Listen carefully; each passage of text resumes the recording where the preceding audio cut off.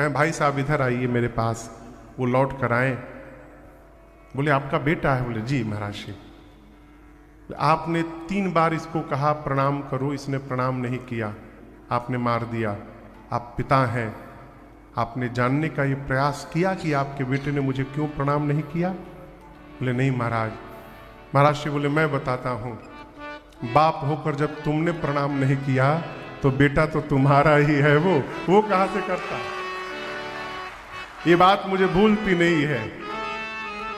हम सिखाए नहीं रहे, यदि हम संस्कार में रहेंगे तो हमारी संतान हमको देखकर संस्कारित हो जाएगी। राम जी वेद पुराण पढ़े, संस्कार से पुष्ट होकर आए। अब गोस्वामी तुलसीदास जी कथा को लेकर बक्सर गए। कहां गए? बक्सर। यहां बक्सर का कोई बैठा है? अच्छा, इधर 2 ही लोग बैठे हैं। और कौन है बक्सर का हो इधर? हाँ, इधर कोई बैठा है? हाँ, चलिए कोई बात नहीं। बक्सर कहाँ है पता है? राकेश भी आपको पता है? बिहार में गंगा जी के किनारे एक जिला है पटना। पटना से आइएगा तो आरा, आरा से बक्सर, बक्सर के पास गंगा जी है, और गंगा जी के उस पार उत्तर प्रदेश का जिला है गाजीपुर। क्या नाम है? गाजीपुर का कोई बैठा है? इधर 1-2 लोग बैठे हैं गाजीपुर के। गाजीपुर का नाम था पहले गांधीपुर। क्या नाम था? गांधीपुर। गांधीपुर। वहां के राजा थे महाराज गांधी, और गांधी राजा के बेटे हैं विश्वामित्र ऋषि। उनको गांधी तनय कहा जाता है। तो गांधीपुर से निकलकर इस पार आकर के बक्सर में विश्वामित्र जी ने अपना आश्रम बनाया है, सिद्धाश्रम। जब जब यज्ञ साधन करते हैं तो मारीच और सुबाहु आकर इनके यज्ञ को विध्वंस कर देते हैं। चिंतित हैं इस बात को लेकर कि हरि बिनु मरहि न निश्चर पापी।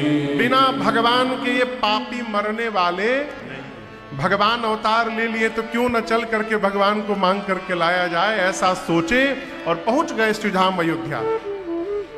जाकर करीमज्जन सरयू जल गए भूप दरबार।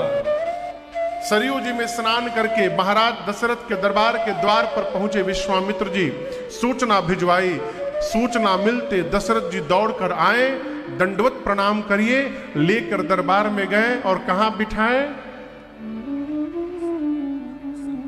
निज आसन बैठा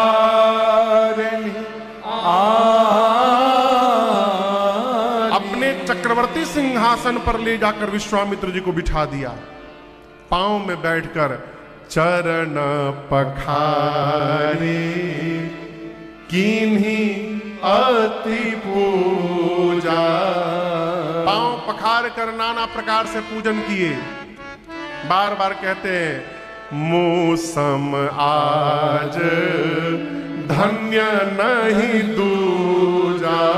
मेरे जैसा भाग्यशाली कोई नहीं मुनिवर, आप मेरे घर आए, पांव पखारा, पूजन किया, नाना प्रकार से भोजन बनवाया, भोजन बनवा करके भोजन करवाया, विविध भांति भोजन करवाया।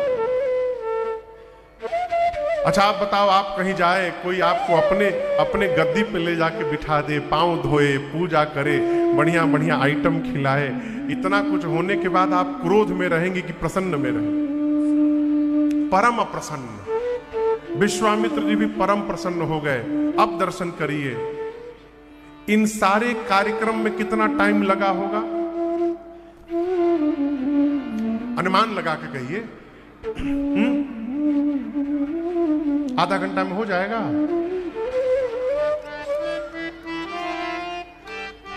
कम से कम 2 घंटा लगा होगा।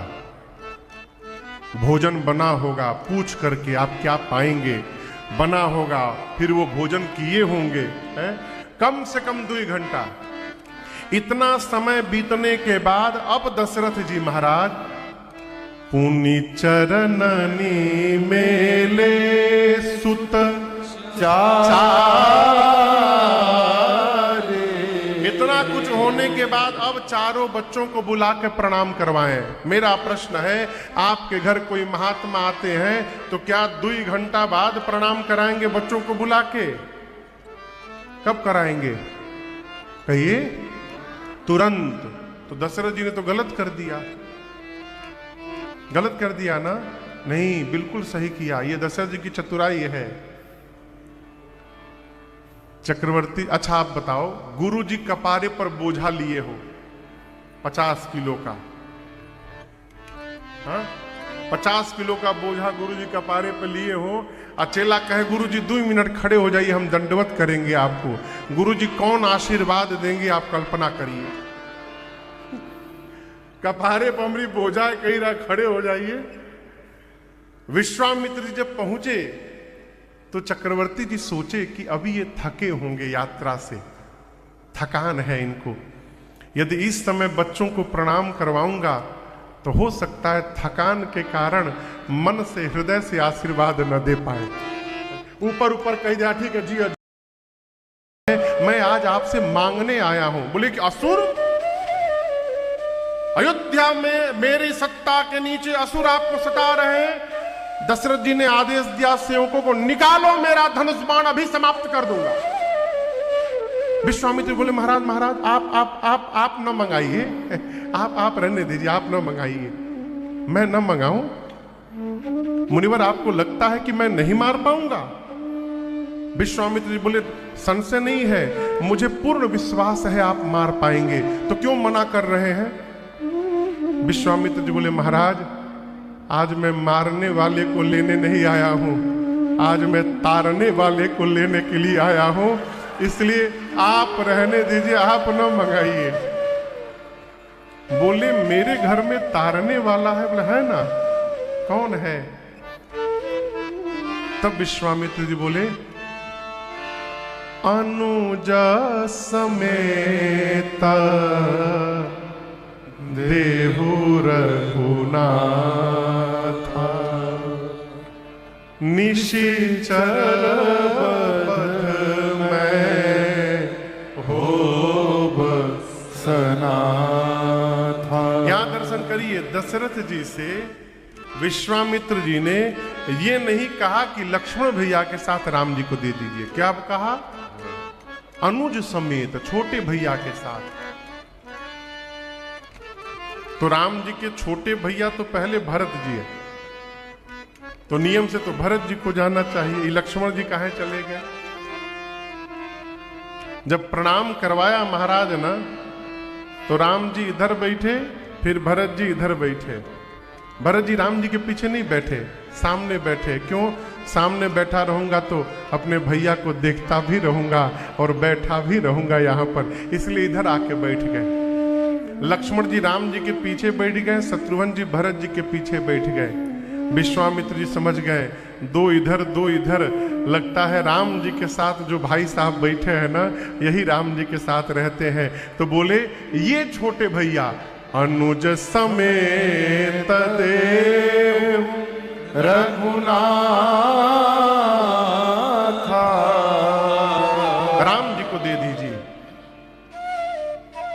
आपसे बताऊं, महाराज का चेहरा बदल गया हो, चेहरा उतर गया। कहा, मुनिवर मैंने आपसे कहा कि आप मांगिए, लेकिन इसका ये अर्थ नहीं होता है कि आप कुछ भी मांग लेंगे, है? कैसे कैसे तो चौथे पन में 4 पुत्र मुझे मिले हैं, ये मैं जानता हूं। आप सीधे सीधे राम को मांग दिए। मैं एक आपसे बात कहूं, राम में 2 अक्षर हैं। मैं आपसे कहता हूं, भूमि में भी 2 अक्षर होते हैं। आप भूमि मांगिए, मैं भूमि दे दूंगा आपको। भूमि नहीं लेंगे? कोश में भी 2 अक्षर हैं। आप मांगिए, मैं अयोध्या का सारा कोश लुटा दूंगा आप पर। ये भी नहीं लेंगे? अच्छा, धन में भी तो 2 अक्षर हैं, धन मांग लीजिए। गौ में भी 2 अक्षर हैं, आप जितना कहेंगे उतना गौ दे दूंगा आपको। गौ भी नहीं लेंगे? आखिरी बात कहना चाहता हूं, प्राण में भी 2 अक्षर होते हैं। आप मुझसे मेरा प्राण मांग लीजिए, मैं अपना प्राण दे दूंगा आपको, लेकिन राम को नहीं दे पाऊंगा। और मेरे पूज्यपाद गुरुदेव भगवान कहते हैं, महाराज ने साफ मना कर दिया, राघव को मैं न दूंगा, मुनिनाथ मरते मरते। राम को मैंने शिक्षा दे दी, आयुध की शिक्षा विश्वामित्र जी देंगे, इसलिए विदा करिए। गुरुजी ने यह भी कहा कि मैंने राम की कुंडली को देखा है, जब तक बाबा जी के साथ जाएंगे नहीं आपके घर में बहू आने वाली नहीं है। और महाराज सुने कि ये जाएंगे तो बहू को लेकर के आएंगे, महाराज गदगद हो गए। गोस्वामी जी कहते अति आदर दो तनय बुलाए। राम लक्ष्मण जी को बुलाकर चक्रवर्ती जी ने हृदय से लगाकर समझाया। और विश्वामित्र जी से क्या बोले दशरथ जी? बोले आप ये न समझिएगा कि मैं अपने बच्चों को दे रहा हूं, आप ये मानिएगा कि दशरथ ने अपना प्राण निकाल करके आपको सौंप दिया है। मेरे प्राणनाथ सुत दो, और आज के बाद आप ही इनके पिता हैं। राम लक्ष्मण जी पिताजी को प्रणाम करके, माताओं को प्रणाम करके बक्सर चल पड़े विश्वामित्र जी के साथ। चलते चलते बीच में ताटक बन आया, जहां ताड़का राक्षसी रहती थी। ताड़का को पूरी सूचना प्राप्त है, पहले से घात लगाकर बैठी है। जैसे राम लक्ष्मण विश्वामित्र जी की आवाज सुनाई पड़ी, बाबा कहते सुनी ताड़का क्रोध कर आई, विकराल रूप धारण करके दौड़ी। राम जी पूछे कौन है गुरुदेव? विश्वामित्र जी बोले पूछिए मत, तुरंत मारिए इसको। भगवान निकालिया मोघ बाण, एक ही बाण प्राण हर लेना, दिन जानते ही निज पद दीना, दिन जानते ही निज पद दीना, दिन जानते ही निज पद दीना। तब ऋषि निज नाथ ही जय चीनी, विद्या निधि कहु विद्या दी, जाते लाग न क्षुधा पिपासा, अतुलित बल तन तेज प्रकाशा, आयुध सर्व समर्पिके, प्रभु निज आश्रम आन, कंद मूल फल भोजन, दीन भगत हित जान। एक बाण में प्रभु ने ताड़का को समाप्त किया। ताड़का का तेज राम जी के दाहिने पांव के अंगुष्ठ में प्रवेश कर गया। ये दृश्य देखते विश्वामित्र जी को विश्वास हो गया, ये भगवान है। बला अति बला दो विद्या देकर सारे आयुध राम जी को समर्पित करके आश्रम ले आए। कंदमूल फल भोजन, रात्रि विश्राम, प्रातः काल। राम लक्ष्मण जी पहरे में खड़े हो गए। यज्ञ प्रारंभ हुआ। धुआं देखकर मारीच और सुबाहु विशाल आसुरी सेना लेकर यज्ञ विध्वंस करने के लिए चले। राम जी ने मारीच को देखा तो मन में सोचा आज नहीं मारूंगा इनको, आज मार दूंगा तो सोने का हिरण कौन बनेगा आगे। इसलिए भगवान ने बाण का फर निकाला। अब बिनु फर बाण राम ते ही मारा। 100 जोजन दूर समुद्र के किनारे जाकर मारीच गिरा। सुबाहु को अग्नि बाण से जलाकर भगवान ने भस्म किया। जितनी निशाचरी सेना थी लक्ष्मण जी ने सबको मार दिया। बोलिए यज्ञ रक्षक भगवान की जय। यज्ञ रक्षा करने के बाद भगवान कुछ दिन विश्वामित्र जी के यहां बक्सर रुके। एक दिन विश्वामित्र जी ने कहा राम जी एक बात बोले, मेरा यज्ञ पूरा नहीं हो रहा था, आप आए तो मेरा यज्ञ पूरा हो गया। एक दूसरा यज्ञ धनुष यज्ञ मिथिला में होने जा रहा है। मेरा अनुभव कह रहा है आप यदि चलेंगे ना तो आपके जाने से ही जनक जी का भी यज्ञ पूरा हो जाएगा। आप राम जी चलेंगे? राम जी बोले जो आज्ञा गुरुदेव। चल पड़े। और आपको बताऊं चलते चलते एक स्थान पर राम जी अचानक रुक गए। क्या किए राम जी? रुक गए। विश्वामित्र जी पूछे क्या हुआ राम? राम जी बोले गुरुदेव यहां देखिए ना, ऋषि आश्रम सी कोई पुण्य थली पर आज लगे उजड़ी उजड़ी, नर नारी नहीं पशु पक्षी हुना, सुनसान दशा बिगड़ी बिगड़ी। राम जी बोले स्थान खंडहर बना हुआ है, लेकिन इस स्थान को देख करके ऐसा पता चल रहा है कि यहां पर पहले किसी ऋषि का आश्रम रहा होगा। यहां एक दर्शन करिए, हम और आप सुंदर घर देख करके रुकते हैं, राम जी खंडहर देख करके रुके हैं। क्यों? स्थान तो खंडहर हो गया है, लेकिन उस स्थान पर जो भजन किया गया है, उस भजन का तेज अब तक वहां पर बना हुआ है, इसलिए राम जी खड़े हो गए। ये कथा कहती है कि घर को सुंदर बनाइएगा तो भगवान नहीं आएंगे, घर को भजन करके पुण्य से परिपूर्ण करिएगा तब जाकर भगवान की दृष्टि उस घर पर पड़ेगी। सुंदर बनाइएगा तो जीव देखने आएगा, पुण्यशाली बनाइएगा तो जगदीश देखने के लिए एक दिन आएगा। भगवान खड़े हो गए, कहे न कोई नर है, न कोई नारी है, न कोई पशु है, न कोई पक्षी है गुरुदेव, और ये आश्रम के बीच में ये शिला कैसी रखी हुई है? वो कौन थी आपको पता है? कहिए। अहिल्या मैया थी। विश्वामित्र जी ने सब बताया। गौतम नारी श्राप उपल देह धरि चरण कमल रज चाहते, कृपा करहु रघुवीर। हे राम जी, ये गौतम ऋषि की पत्नी अहल्या है, श्राप से पत्थर की हो गई है, आपके चरण रज की प्रतीक्षा में बैठी है। राम आप कृपा करिए इन पर, कृपा करहु रघुवीर। जैसे गुरु जी ने कहा, राम जी ने पांव से रज का स्पर्श करा दिया और अहिल्या जी उठ के खड़ी हो गई है। आप बताओ, अचानक आपको भगवान मिल जाए, आपकी क्या दशा होगी? सही में भगवान यदि अचानक मिल जाए, जीव पागल हो जाएगा। अहिल्या मैया के सामने अचानक भगवान आके खड़े हैं, हो मां व्याकुल हो गई। और याद रखिएगा, वास्तव में जब प्रेम हो जाता है ना, फिर जिह्वा बोलना बंद कर देती है, फिर आंख से झरझर अश्रु निकलते हैं। मां अहिल्या राम जी के चरणों में लौट गई। राम जी ने उठा करके पूछा, आपके पति गौतम ऋषि ने आपको शाप दे दिया था? अहिल्या मैया ने पूछा, ये बात आपसे किसने कही? राम जी बोले, गुरु जी बता रहे थे।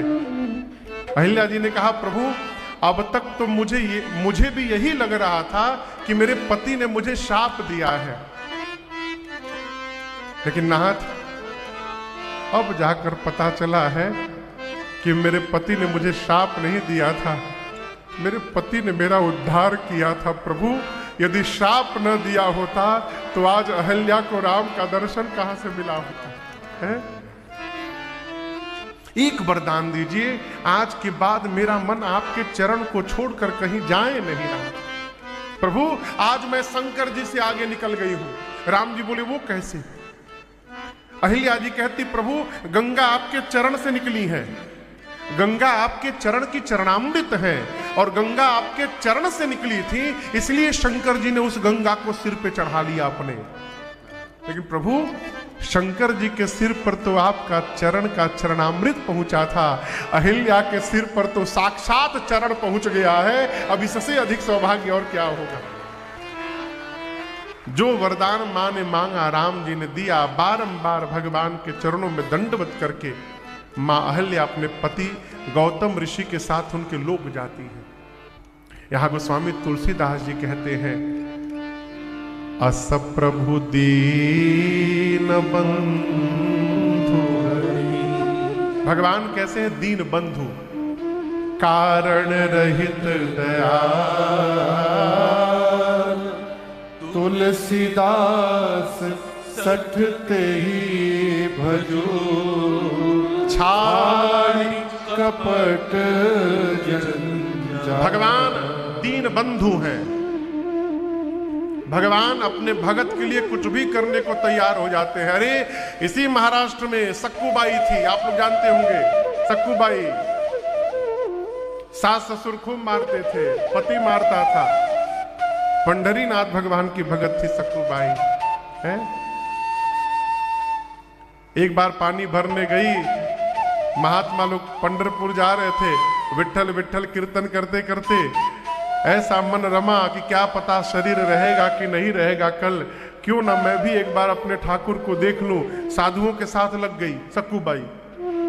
तब तक गांव के कुछ लोगों ने जाकर उसके सास ससुर से कह दिया, तुम्हारी बहू तो चली पंढरपुर। सास ससुर पति पकड़ कर लाए, इतना मारे उसको, इतना मारे, मारते मारते पांव में कई तोड़ ला दी। इस पर भी मन नहीं भरा, एक कमरे में ले जाकर खंभे में बंद कर दिए। पहली बार सक्कूबाई ने भगवान से कहा, प्रभु मारा इसके लिए नहीं कहा, क्या मैं इतनी बड़ी पापी हूं नाथ कि आज आपके दर्शन के लिए आई थी, आपने वंचित करा दिया। भगवान द्वारिका में मां के साथ बैठे थे, रुक्मिणी मैया के साथ। भगवान रुक्मिणी मैया से बोले कि ये मैं सत्य घटना सुना रहा हूं, इसी कलिकाल की घटना है। मैं कुछ दिनों के लिए जा रहा हूं, आप चिंतित न होइएगा। भगवान एक सखी का रूप बना के और जिस कमरे में बंद थी सक्कूबाई, उसी कमरे में जाके खड़े हो गए। बोले सक्कूबाई बोली तुम कौन हो?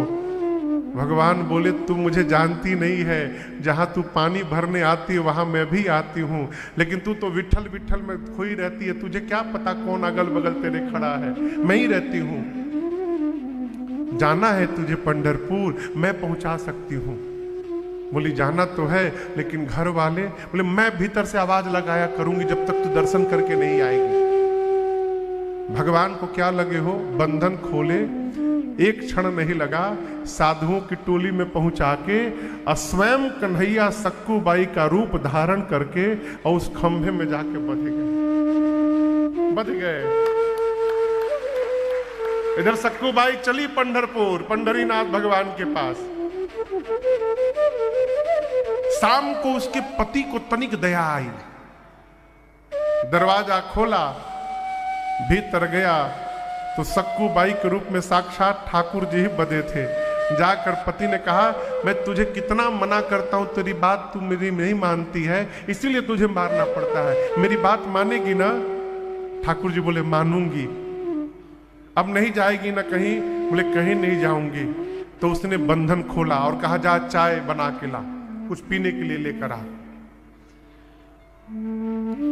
ठाकुर जी भगत के लिए बनाए, और ठाकुर जी के हाथ का स्वाद जब जिह्वा पे चढ़ा हो तो उसका पति तो हिल गया, कहा ऐसा तो आज तक पिया ही नहीं, तू इतना अच्छा बनाती है। अब शाम को ठाकुर जी भोजन बनाए सक्कूबाई बन के। भोजन करने के बाद पूरा परिवार की मति पलट गई। सास बोली तू इतना अच्छा भोजन बनाती है सक्कू, मुझे तो पता ही नहीं था, बहुत अच्छा, आज से तुझे मारेंगे नहीं, अच्छा अच्छा भोजन बना खिलाना हम लोग को। भगत के लिए भगवान सास और ससुर के पांव की सेवा भी करते हैं, पति के पांव को भी दबाते। इधर सक्कूबाई आई पंढरीनाथ सरकार के सामने, दर्शन मिला, ऐसा भाव जगा, कहा प्रभु अब आपके दर को छोड़कर कहीं जाना नहीं है, कृपा करिए कि इसी दर पर प्राण चला जाए। और कीर्तन किया सक्कूबाई ने, ऐसा कीर्तन किया, नाचते नाचते प्राण निकल गए, प्राण निकल गए। अब लोग बोले कहां की बाई है? तो सक्कूबाई के गांव के बगल के गांव के 4-5 लोग दर्शन में गए थे, वो पहचान गए, अरे ये तो बगल के गांव की सक्कू है, मर गई। अब नियम है कि तीर्थ में यदि कोई मर जाता है तो उसका दाह संस्कार तीर्थ में ही होता है। अब वो गांव के लोग सोचे कि अब इसके घर वाले तो वहां कैसे कौन आएगा, हम लोग बगल के हैं, चलो वही लोग मिल करके सक्कूबाई की अंत्येष्टि भी कर डाले। रुक्मणी मैया फंस गई। कैसे फंस गई? क्योंकि उनके कन्हैया सक्कू बाई बन करके वहां फंसे हुए हैं। अब जब तक ये सक्कू नहीं पहुंचेगी तब तक वो नहीं छूटेंगे। रुक्मणी मैया आई और सक्कू भैया बाई के राख को जमा करके अब फिर से उसको जीवित की, फिर से पुनर्जन्म किया, उसको जीवित हुई और कहा कि सक्कू तू चाहती थी धाम में तेरा प्राण जाए, चला गया ना, तेरी पूरी हो गई, अब तू जल्दी जाओ वहां पर। तो क्यों? तो तेरे जगह पर मेरे स्वामी फंसे हुए वहां पर है? और इधर भगवान ऐसी सेवा किए कि सास ससुर पति सब मुरीद हो गए सक्कू बाई के, पागल।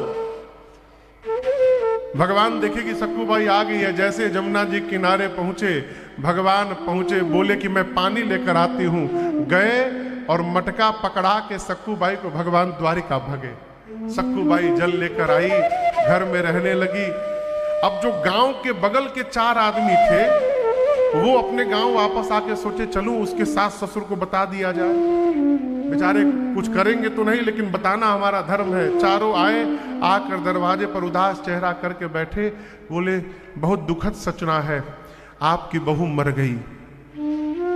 बोले क्या? हाँ, पंढरपुर में आपकी बहू मर गई। सास बोली बैठो बैठो, तुम्हारा दिमाग खराब हो गया है। सक्कू बेटी बाहर आ। जैसे सक्कू बाई बाहर निकले बिन चारों की हालत खराब। ये कैसे हो गया? हम तो वहां अंत्येष्टि करके आए हैं। तब सक्कू बाई ने पूरी बात बताई कि यहां पर जो थे वो मैं नहीं थी, वो तो कन्हैया ठाकुर जी मेरे रूप में यहां पर सेवा कर रहे थे। सास ससुर सक्कू बाई के चरणों को पकड़ लिए कि हम लोगों ने तुझे कितना कष्ट दिया, लेकिन तू भक्त है, तेरे पास रहने के कारण हमको भी भगवान का दर्शन प्राप्त हो गया, ये हमारा सौभाग्य है। भगवान दीन बंधु है। मैं गीत गाता था पहले,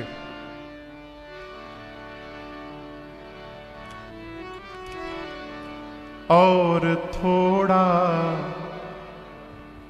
करीब, करीब समझते हैं ना, हो जाता तो प्यार तेरा नसीब हो जाता। जानता गर गरीब प्यारे हैं, मैं जानता गर गरीब प्यारे हैं, मैं कसम से गरीब हो जाता और थोड़ा करीब हो जाता। बंदऊ सीता राम पद जिनहि परम प्रिय खिन्न। गोस्वामी तुलसीदास जी कहते हैं ऐसे भगवान को छोड़कर तू संसार में कहां फंसा है, भगवान का भजन कर। राम जी लक्ष्मण जी विश्वामित्र जी के साथ आगे बड़े, गंगा जी में स्नान हुआ है, मिथिलापुरी में प्रवेश हुआ है। आइए एक बार भाव श्रद्धा से बोलिए मिथिला धाम की जय। जनक जी महाराज से परिचय हुआ है। जनक जी महाराज को जब पता चला राम लक्ष्मण जी के बारे में कि ये चक्रवर्ती महाराज दशरथ के पुत्र हैं, ले जाकर मिथिला के सबसे सुंदर महल में जनक जी महाराज ने राम लक्ष्मण विश्वामित्र जी को स्थान दिया है। दोपहर का भोजन हुआ और उसके बाद विश्राम। तो राम लक्ष्मण जी दोपहर का भोजन करके विश्राम कर गए। अब हम और आप अपने अपने घर में जाकर रात का भोजन करके विश्राम करें। आज की कथा यहीं पर विश्राम लेती है। एक सूचना आप लोगों को है, कल बुधवार का दिन है। कल हम और आप यहां 2 उत्सव मनाएंगे। एक पहले धनुष यज्ञ मनाएंगे और उसके बाद बड़े धूमधाम से बारात अयोध्या से मिथिला पहुंचेगी और उसके बाद हम और आप श्री सीताराम विवाह महोत्सव मनाएंगे। कल भगवान के विवाह की कथा होगी। तो कल की कथा में कथा सुनने आप लोग को नहीं आना है। हाँ, कथा सुनने नहीं आना है, बाराती बन के विवाह अटेंड करने आना है। राम जी की ओर से कितने लोग हैं? हम रामे जी की ओर से हैं। तो राम जी वाले बाराती बन के आएंगे। सीता मैया की ओर से कौन कौन है? ये कहो, दोनों में हाथ उठा रहे हैं आप लोग। सीता मैया वाले घराती बनेंगे, मिथिला समाज वाले, अयोध्या की ओर वाले बाराती बनेंगे। आइए, खूब बढ़िया बढ़िया माताएं कपड़ा पहन के कल आवे, बढ़िया बढ़िया लाल पीला रंग का साड़ी पहन के आइए। काला कपड़ा कोई न पहनेगा कल, काला कपड़ा रावण की पार्टी का है। हाँ, भैया लोग भी खूब सुंदर सुंदर कपड़ा वपड़ा पहन के आवे। माताओं से निवेदन है, गहना नकली पहन के आइएगा, असली गहना पहन के कोई ना आवे। अभी हम लोग पीछे कथा में थे शहडोल में, वहां रोज 7-8 माताओं का चैन कटी जाए। गिरोह पकड़ में आया, 10-12 माताओं का गिरोह आया।